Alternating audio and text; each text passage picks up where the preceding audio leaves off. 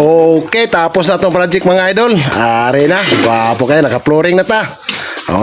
Kining duha, ato ni panulod ni. Kaya ato ang anayon. Gagko kay mga likod, purya buyag. Yan po ang mga baboy mga idol, no?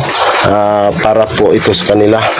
Dalawa po ito. Ang sukat po natin dito sa Barawin pin, dito sa may bandang huli, 100 ang sukat.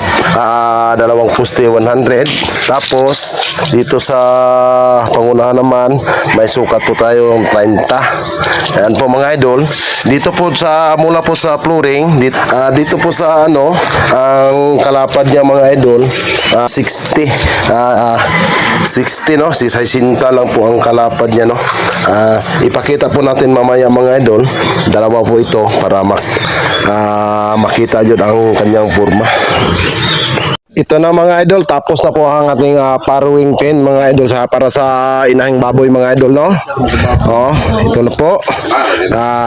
Tapos na. Mga idol, yan po mga idol sa inahing baboy mga idol, no. Kita nyo sa itaas mga idol.